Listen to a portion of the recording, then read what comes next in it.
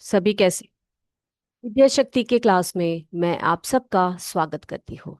तो हम लोग पढ़ रहे थे जंतुओं और पादप में परिवहन, है ना, transportation in animals and plants. तो इसके बारे में हम लोग बात करेंगे। सबसे पहले जाते हैं आज के सुविचार की तरफ। तो आज का सुविचार क्या है बेटा? आज का सुविचार है कि अच्छे विचार या सकारात्मक विचार ही जीवन को सुंदर बनाते हैं और नामुमकिन को मुमकिन बना देते हैं।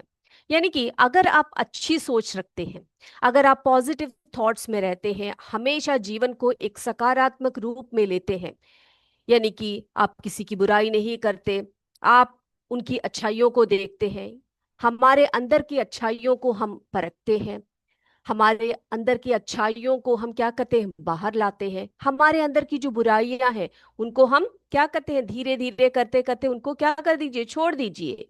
अच्छे विचारों से चलिए, सकारात्मक विचारों से आगे बढ़िए। तभी क्या होता है बेटा, तभी जीवन जो है सुंदर बनता है और जो भी नामुमकिन कार्य होता है वो मुमकिन बनता है। क्योंकि जब आप अच्छे विचार, सकारात्मक विचार से आगे बढ़ोगे, तभी आपके दिमाग में क्या आएंगे, अच्छे विचार आएंगे। जो कार्य करना है आपको, वो लक्ष्य जो है वो आपके सामने बिल्कुल साफ साफ दिखाई देगा और आप कठिनाई से कठिनाई, जो भी कठिन कार्य है उनको आसानी से कर पाएंगे और जीवन में सफल बनेंगे। ठीक है। तो इसी आज सुविचार के साथ क्या करते हैं, आज की कक्षा को हम स्टार्ट करते हैं।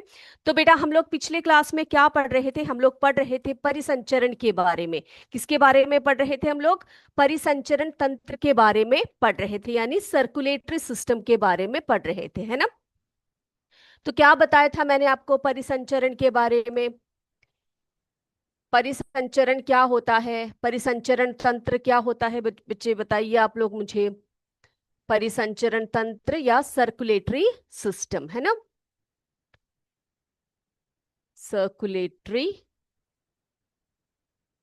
सिस्टम। तो बेटा हमने आपको बताया था कि हमारे जीवन में हम जो जीव होते हैं, जो जितने भी जीव होते हैं, उनको किसकी आवश्यकता होती है? भोजन की आवश्यकता होती है, जल की आवश्यकता होती है, ऑक्सीजन की आवश्यकता होती है ना। और ये सभी आवश्यकताओं की पूर्ति कैसे होती है? पदार्थों के संवहन द्वारा होता है। यानी हमारे शरीर में जो होता है, एक ऐसा तंत्र होता है जिसे हम कहते हैं परिसंचरण तंत्र, है ना। इसमें क्या होता है, हृदय और रक्त वाहिनियां होती है। क्या क्या होते हैं बेटा इसमें? हृदय और रक्त वाहिनियों से मिलकर या संयुक्त रूप से हमारे शरीर का एक तंत्र बनाता है, जिसे जिसे हम कहते हैं परिसंचरण तंत्र अथवा सर्कुलेटरी सिस्टम, है ना। जिससे क्या होता है, रक्त तथा रक्त वाहिनियां क्या करती है, हमारे शरीर को, हमारे शरीर के सभी अंगों तक ऑक्सीजन को पहुंचाते हैं और हमारे शरीर को कैसे रखते हैं, हेल्दी रखते हैं, है ना। तो बच्चे हम बात कर रहे थे, उसके बाद हमने रक्त की बात की, है ना। तो रक्त ही वो माध्यम है जिसके सहायता से क्या होता है, क्या होता है बच्चों, जिसकी सहायता से विभिन्न पदार्थों को क्या किया जाता है, हर जगह शरीर के विभिन्न भागों तक पहुंचाया जाता है ना। तो हमने पिछली क्लास में बात की थी किसकी, रक्त के बारे में, या ब्लड के बारे में भी हमने बात कर ली थी, है ना। तो ब्लड क्या है बताइए बेटा, या रक्त क्या है? रक्त, तो आपको बताया था मैंने कि रक्त क्या होते हैं, रक्त में क्या क्या घटना जो है कंपोनेंट्स होते हैं, ये बताया था मैंने आपको। चलिए जिनको याद नहीं है, एक बार जरा हम लोग रिकैप कर लेते हैं, उसके बाद आगे बढ़ेंगे। ओके बच्चे, तो हम लोग बात कर रहे थे रक्त की। तो रक्त जो है विभिन्न पदार्थों को किस प्रकार ले जाता है, ये हम सीखने वाले हैं। ठीक है। तो रक्त एक तरल से बना हुआ है जिसको क्या कहा जाता है, प्लाज्मा कहा जाता है, जिसमें विभिन्न प्रकार की कोशिकाएं जो होती है निलंबित होती है। ये हमने पढ़ रखा है पिछली क्लास में। तो रक्त में जो एक प्रकार की कोशिका होती है उसको कहा जाता है लाल रक्त कोशिकाएं, आरबीसी या रेड ब्लड सेल्स कहा जाता है, जिनमें एक लाल वर्णक होता है जिसको क्या कहा जाता है बच्चे, हीमोग्लोबिन कहा जाता है। और हीमोग्लोबिन का कार्य क्या है? हीमोग्लोबिन जो है ऑक्सीजन को अपने साथ संयुक्त करके किसको? ऑक्सीजन को अपने साथ संयुक्त करके शरीर के सभी अंगों में और अंततः सभी कोशिकाओं तक परिवहन करता है ना। तो रक्त क्या करता है बेटा? जिसमें हीमोग्लोबिन पिगमेंट होता है, वो हीमोग्लोबिन ऑक्सीजन के साथ जो है बाइंड करता है, संयुक्त करता है, और शरीर के सभी अंगों तक, क्योंकि सभी अंगों को क्या चाहिए? कार्य करना है, तो वहां तक ऑक्सीजन आना जरूरी है ना। तो रक्त, और जिसमें हीमोग्लोबिन होता है रेड ब्लड सेल्स में, वो क्या करता है? कोशिकाओं तक जो है ऑक्सीजन को पहुंचाने का कार्य करता है। और हीमोग्लोबिन की उपस्थिति के कारण ही जो ब्लड होता है, जो रक्त होता है, उसका रंग कैसा होता है? बिल्कुल सही, लाल रंग होता है ना। और हीमोग्लोबिन की कमी होने पर शरीर की सभी कोशिकाओं को कुशलतापूर्वक ऑक्सीजन प्रदान करना कठिन हो जाता है। और आपको पता है, जब तक हमारे हर कोशिकाओं में ऑक्सीजन ठीक प्रकार से नहीं पहुंचता, तब तक हमारा शरीर जो है प्रॉपर रूप से या सही प्रकार से क्या नहीं कर सकता है? कार्य नहीं कर सकता है ना। तो हीमोग्लोबिन की कमी होने से थकावट आ जाती है, कार्य करने में कोई रुचि नहीं होती है ना। तो इसीलिए हमें क्या करना चाहिए? ऐसे भोजन हमारे डाइट में, हमारे हम जो खाना खाते हैं उसमें ऐसे भोजन होने चाहिए जिसमें कि आयरन कंटेंट ज्यादा हो, ठीक है, जिसमें आयरन की मात्रा, लोहे की मात्रा अधिक हो, जो हीमोग्लोबिन को बनाने का कार्य करता है। चलिए, रक्त में दूसरे प्रकार की जो कोशिका होती है उसे क्या कहा जाता है? याद आया आपको? बिल्कुल सही, उसे हम WBC कहते हैं। क्या कहते हैं उसको? WBC अथवा श्वेत रक्त कोशिकाएं कहते हैं। क्या कहते हैं उसको? श्वेत रक्त कोशिकाएं। अब इनका कार्य क्या बताया था अब आपको मैंने? ये कोशिकाएं यानी कि WBC जो है वो क्या करता है? वो उन रोगाणुओं को नष्ट करता है जो हमारे शरीर में प्रवेश कर जाते हैं, यानी कि हमारे शरीर का जो डिफेंस मैकेनिज्म है, यानी कि जो हमारे शरीर को बाहर से आने वाले जितने भी रोगाणु हैं उनको मारने का या उनको प्रवेश करने से रोकने का कार्य कौन करता है? हमारे जो व्हाइट ब्लड सेल्स है ब्लड में, वो करते हैं, ठीक है। अब देखो, फिर मैंने आपको बताया था कि बूजो जो है खेलते समय उसके घुटने में चोट आई थी और रक्त बहने लग गया था। तो कुछ देर बाद उसने देखा कि रक्त का बहना जो है अपने आप रुक गया है और कटने के स्थान पर गहरे लाल रंग का एक धक्का जम गया है। तो ये देखकर बूजो परेशान हो गया था, है ना। तो वो धक्का क्या है बच्चे? रक्त का धक्का बन जाना, यानी कि आपके ब्लड के फ्लो को कभी जब चोट लग जाती है हमें, तो हमारे शरीर का एक डिफेंसिव मैकेनिज्म है कि आपका शरीर का जो रक्त ज्यादा ना बाहर निकले, इसी कारण वहां पर रक्त का धक्का बनता है या क्लॉट्स बनते हैं, ठीक है। उसमें एक अन्य प्रकार की कोशिकाओं की उपस्थिति के कारण ये होता है। और वे कोशिकाएं कौन सी होती है बच्चे? वे है पट्टिकाणु, ठीक है, जिसे हम प्लेटलेट्स कहते हैं अंग्रेजी में। तो पट्टिकाणु अथवा प्लेटलेट्स जो है वो क्या करते हैं? रक्त के धक्का बनाने में सहायता करते हैं। ओके। तो उससे क्या होता है? ज्यादा ब्लीडिंग जो है नहीं हो पाती, हमारे शरीर से ज्यादा रक्त की हानि नहीं हो पाती है, ठीक है। चलिए, तो हमने तीन प्रकार की जो रक्त कोशिकाएं हैं उनके बारे में देखा है ना, जिसको जिन्हें क्या क्या कहा जाता है? लाल रक्त कोशिकाएं, लाल रक्त कोशिकाएं। फिर हमने देखा श्वेत रक्त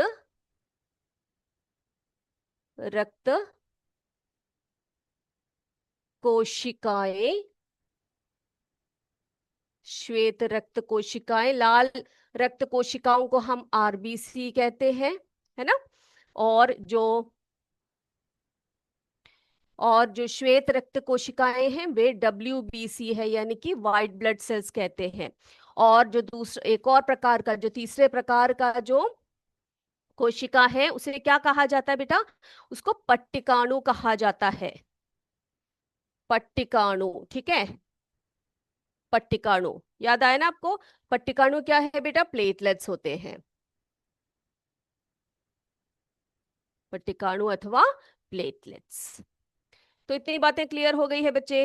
अब ये जो रक्त है ये हमारे शरीर में कहाँ से कहाँ, यानी कि हमने कहा कि रक्त जो है एक जगह से दूसरी जगह तक पहुंचाती है ना। तो क्या पहुंचाती है, ऑक्सीजन को पहुंचाने का कार्य करती है। तो ये कैसे पहुंचाते होंगे, क्या कार्य करते होंगे जिससे कि रक्त जो है एक जगह से दूसरी जगह पर पहुंच जाए। उसका कोई माध्यम रहता होगा क्या। जी हाँ, होता है ना, तभी तो रक्त जो है एक जगह से दूसरी जगह पर पहुंचता है। उन्हें हम क्या कहते हैं, उन्हें हम रक्त वाहिनियां कहते हैं बच्चों। क्या कहते हैं उनको हम, रक्त वाहिनियां या ब्लड वेसल्स कहा जाता है। यहाँ पे लिखती हूँ, रक्त वाहिनियां।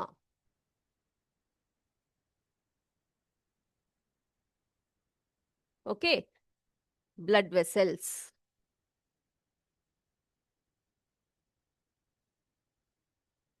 चलिए, तो हमारे डिफरेंट बॉडी पार्ट्स में से ब्लड को क्या करता है, ऑक्सीजन की सप्लाई करने के लिए ये ब्लड वेसल्स होते हैं। ठीक है, तो ये ब्लड वेसल्स क्या करते हैं बेटा, ट्रांसपोर्टेशन ऑफ ब्लड एंड जो न्यूट्रिएंट्स एंड ऑक्सीजन उनका कार्य ये करती है। यानी कि हमारे शरीर में विभिन्न भागों तक, हर भागों तक, कोशिकाओं तक पहुंचा ऑक्सीजन और न्यूट्रिएंट्स को पहुंचाने का कार्य कौन करता है, ये रक्त वाहिनियों के अंदर से बहने वाले रक्त करते हैं। ठीक है, चलिए, तो रक्त वाहिनियों के बारे में और जानकारी प्राप्त कर लेते हैं।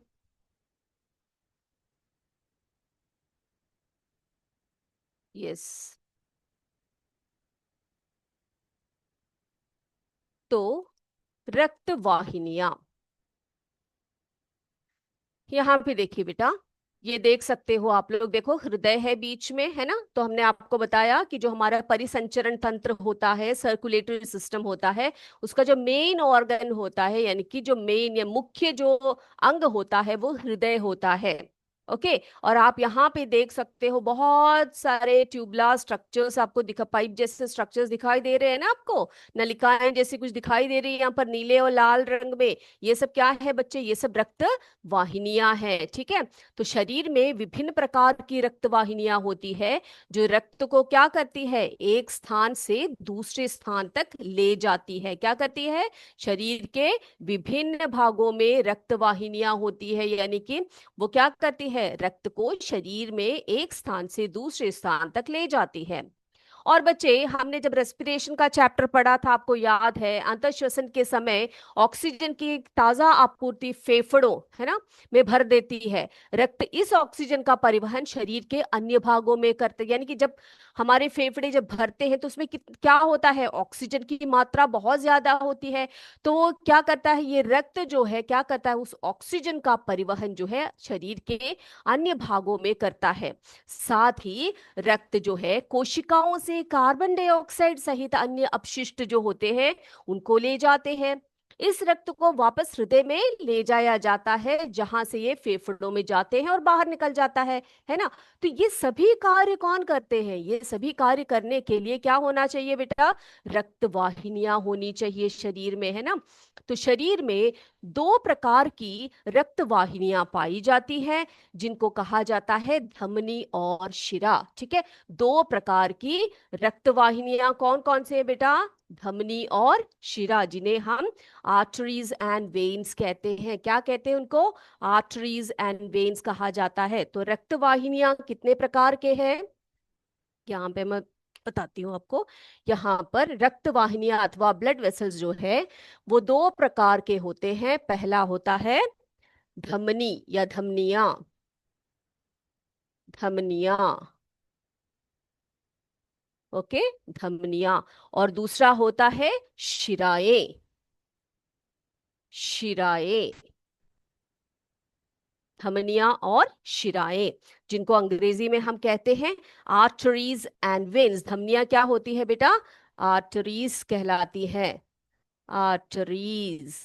ओके, ये शिराएं क्या होती है, वेन्स होती हैं।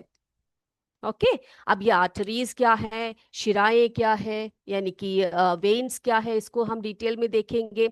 इनके कार्य क्या क्या है, ये सभी, ये दोनों जो है एक ही कार्य करते हैं या अलग अलग कार्य करते हैं, देख लेते हैं। ओके, तो रक्त वाहिकाएं या रक्त वाहिनियां या ब्लड वेसल्स, ठीक है, क्या है, ये दो प्रकार के हैं, हमने देखा है ना।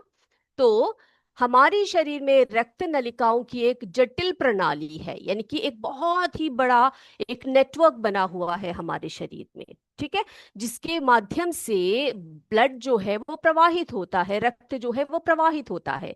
शरीर के तीन अलग अलग प्रकार की रक्त वाहिकाएं होती है बच्चे। तो हमने अभी यहाँ पर देखा मुख्य रूप से दो है, धमनियां और शिराएं जिनको कहते हैं, ठीक है। और उनसे बना होता है जो छोटे छोटे जो होते हैं, उसको वो क्या कहते हैं वो भी मैं आपको बताऊंगी। तो धमनियां जो होती है ना बेटा, धमनियां हृदय के से ऑक्सीजन युक्त जो है ब्लड को क्या करता है, ऑक्सीजन युक्त रक्त को शरीर के सभी भागों तक पहुंचाने का कार्य करता है। क्या करती है धमनियां, बताइए। धमनियां हृदय से, हार्ट से ऑक्सीजन युक्त रक्त को शरीर के सभी भागों तक पहुंचाती हैं।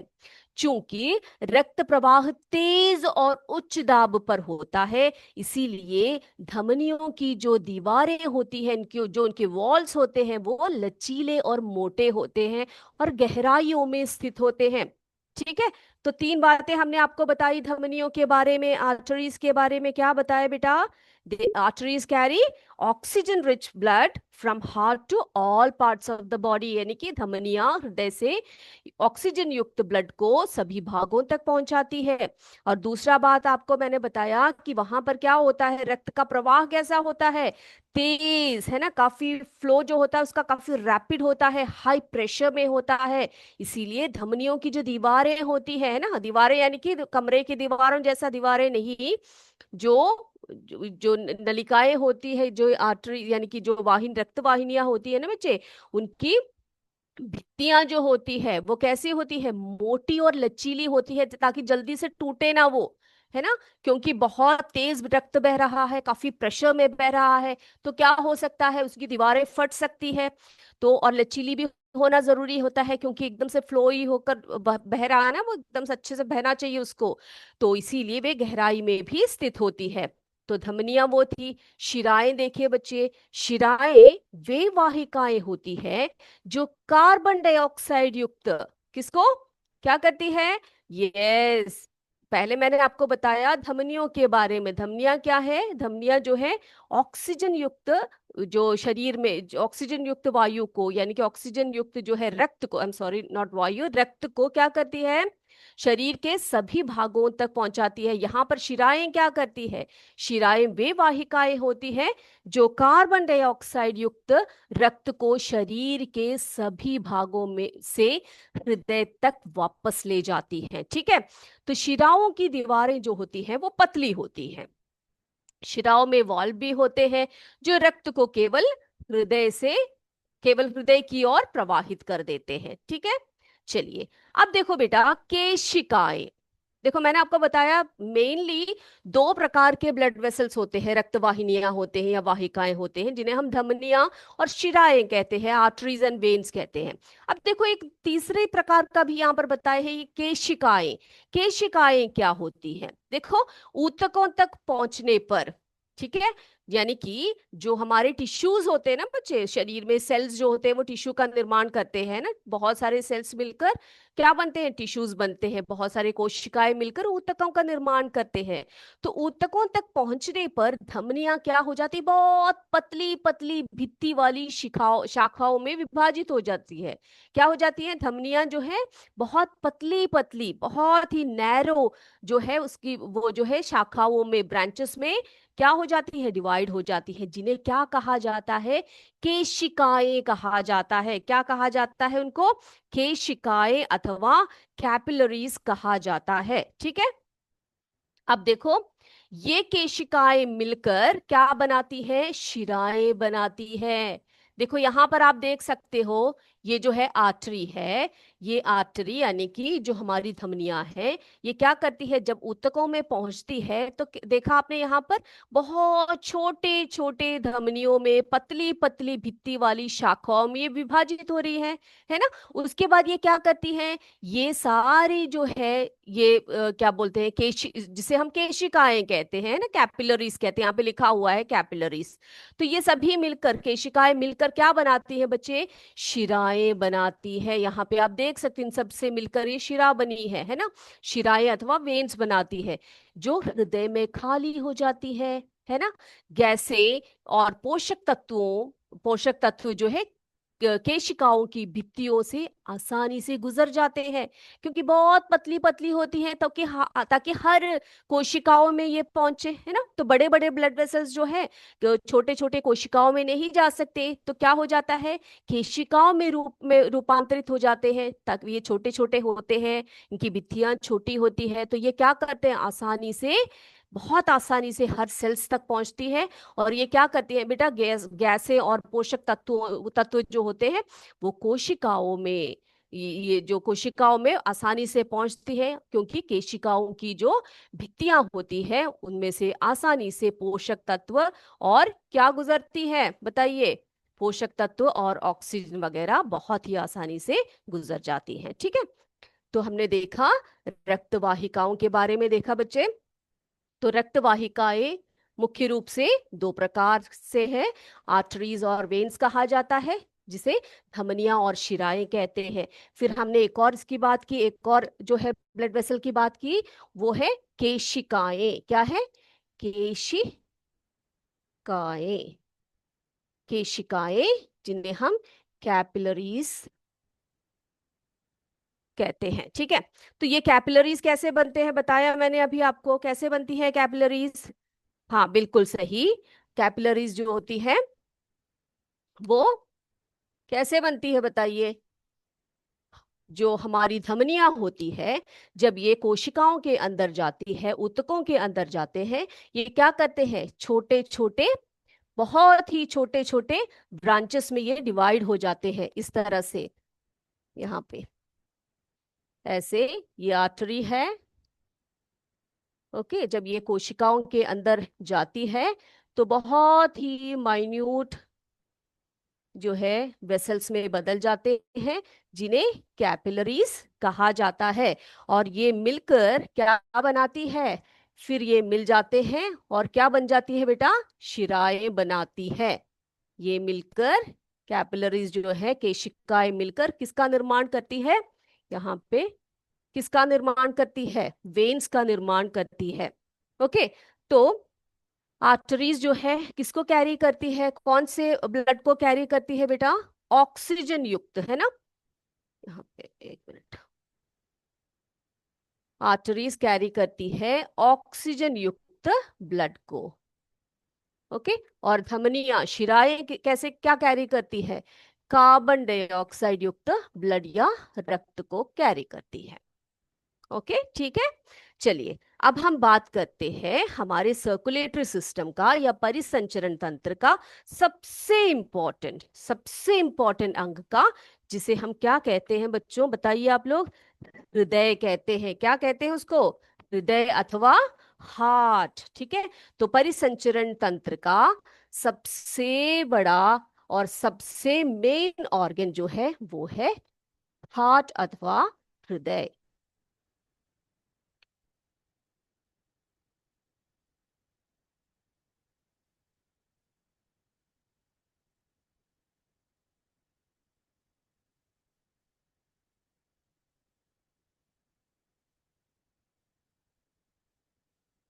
ओके बच्चे, अब हृदय के बारे में आप क्या जानते हैं बताइए, क्या जानते हो आप हृदय के बारे में।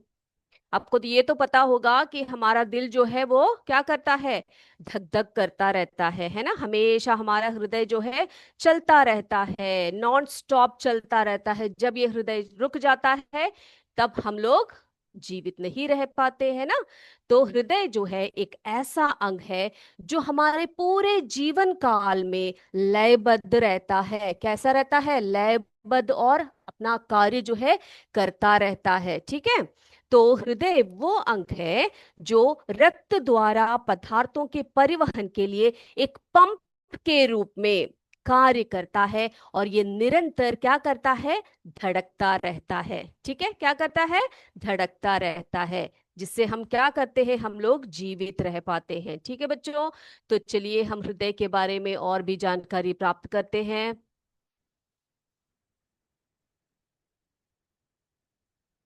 यस, तो यहाँ पे आपको दिखाई पड़ रहा है, देखो यहाँ पर। अब ये सब आपको समझ में आ रहा है ना, ये जो देख रहे हो आप लोग नीले रंग में, लाल रंग में जो आपको दिखाई पड़ रहे हैं, ये सब क्या है? आर्टरीज और वेन्स है ना? क्या है? शिराएं और, शिराएं और क्या है? बताइए आप मुझे। बिल्कुल सही, बिल्कुल सही। आपकी जो रक्त वाहिनियां हैं, धमनियां और शिराएं दिखाई पड़ रही है। और बीचों बीच जो आपको दिख रहा है वो हमारा हृदय है, ठीक है। तो हृदय जो है एक पेशीय अंग है। पेशीय अंग यानी क्या होता है बेटा? मस्कुलर ऑर्गन कहलाता है। मस्कुलर यानी कि ये मसल्स द्वारा निर्मित होता है। तो हृदय एक पेशीय अंग है जो फेफड़ों के भी बीच में, देखो आपको पता है यहाँ पर एक फेफड़ा होता है, यहाँ पर दूसरा फेफड़ा होता है, यानी कि लंग्स, दो लंग्स के बीचों बीच में छाती गुहा में, कहाँ पर? छाती गुहा में, चेस्ट कैविटी में ये स्थित होता है। और इसका निचला सिरा जो होता है, आप देख सकते हो यहाँ पे, थोड़ा बड़ा और झुका होता है, बाईं ओर झुका होता है, ठीक है। कहां पर झुका होता है? बाईं ओर झुका होता है। तो ये बाईं ओर झुका होने के कारण ही हम लोग बोलते हैं कि हमारा हार्ट कहाँ पर है, पूछे तो हम बोलते हैं हमारे लेफ्ट साइड की तरफ है ना? ऐसे बोलते हैं ना हम लोग। यस। और रक्त के परिवहन के लिए ये क्या करता है? एक पंप के रूप में, पंप के रूप में ये क्या कार्य करता है, और लगातार धड़कता रहता है, ठीक है। अब वयस्क मानव हृदय का आकार लगभग बंद मुट्ठी के बराबर होता है बच्चे। हम अपनी मुट्ठी को, हमारा जो फिस्ट होता है, उसको हम लोग ऐसे पकड़ के आप ऐसे पकड़ के, हमारी मुट्ठी, जितनी हमारी मुट्ठी होती है, बंद मुट्ठी होती है ना बच्चे, उसके बराबर हमारा हृदय होता है ना? ये अच्छी जानकारी है ना आपके लिए। चलिए, अब बेटा हृदय में जो है चार कक्ष होते हैं। कितने होते हैं हृदय में? चार कक्ष होते हैं, यानी कि 4 चेम्बर्स होते हैं, ठीक है। ये कौन कौन से चेम्बर्स होते हैं? ये क्या बोल रहे हो मैम, आप समझ में नहीं आ रहा? देखो 4 चेम्बर्स यानी कि चार भाग होते हैं यहाँ पर। देखो ये चार कक्ष है यहाँ पर, इसके बारे में बहुत ही डिटेल में आपको पढ़ना है बच्चे। तो ये जो है हृदय में चार कक्ष होते हैं। ये कौन कौन से कक्ष होते हैं? दो ऊपरी कक्षों को, दो ऊपर के कक्ष होते हैं, उनको हम आलिंद कहते हैं। क्या कहते हैं उनको? आलिंद कहते हैं, या एट्रिया कहते हैं, ठीक है, एट्रिया। और निचले दो कक्ष होते हैं जिन्हें निलय या वेंट्रिकल्स कहा जाता है। क्लियर है? ओके। तो दो ऊपरी कक्ष और दो निचले कक्ष, है ना? इस तरह से चार कक्ष हो गए। ऊपर के कक्षों को हम आलिंद अथवा एट्रिया कहते हैं अंग्रेजी में, और निचले कक्षों को निलय कहा जाता है या वेंट्रिकल कहा जाता है। अब कक्षों के बीच विभाजन ऑक्सीजन युक्त रक्त को कार्बन डाइऑक्साइड युक्त रक्त के साथ मिश्रित होने से बचाता है। तो बच्चे देखो, एक तरफ जो है ऑक्सीजनेटेड ब्लड आता है, दूसरी तरफ क्या होता है? डीऑक्सीजनेटेड ब्लड होता है, यानी कि बिना ऑक्सीजन के कार्बन डाइऑक्साइड युक्त ब्लड होता है। दूसरी चेंबर्स में क्या होते हैं बेटा? एक तरफ में ऑक्सीजन युक्त ब्लड होता है। तो इसके बारे में और भी बहुत माइन्यूट जानकारी आपको बताऊंगी मैं अगले क्लास में। पूरे स्ट्रक्चर को हमने सीखना है, उसके हर भाग को हमने पढ़ना है, और उसके फीचर्स भी देखने हैं, उनके फंक्शंस भी देखने हैं। ये सभी हम अगले क्लास में चर्चा करेंगे। आज का हमारा समय समाप्त हो गया है। तो जय विद्या शक्ति, जय हिंद, जय भारत। धन्यवाद।